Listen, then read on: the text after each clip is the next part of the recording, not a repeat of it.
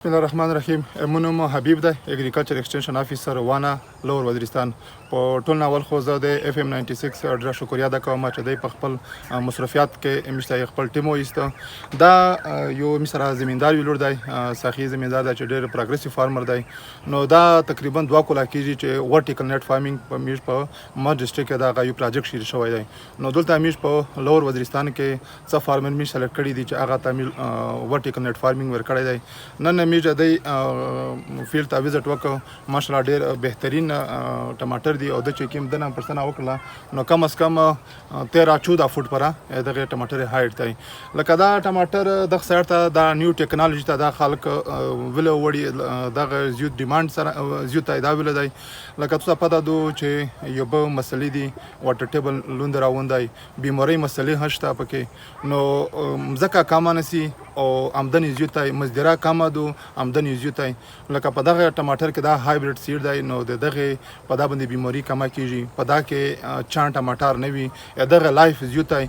لکه دا په مارچ 1 مارچ نه دی چې ما دو سیډ سوینګ وکړو، بیا په اپریل اینډ کې ट्रांसप्लांटेशन को दे मई इन शिरीशी तर दे दिसंबर 1 दिसंबर परा दा जमींदार मतलब आमदन दनो खली.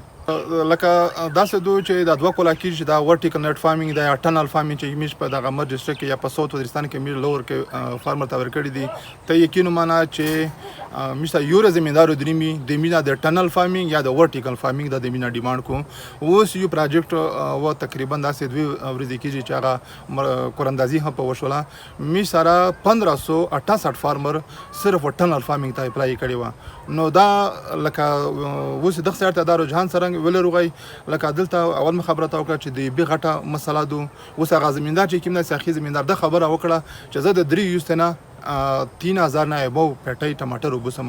نو دا 3000 ټماټر تقریبا چې عام ته پمځکه کاری دا کم از کم 60-70 یوست باندې د امځکه لوندې کیږي. نوم ساخي د عزت شنور سکوسیدین گایما، لیکن دا ټماټر غالبا 23 یوست امځکه په لوند دو.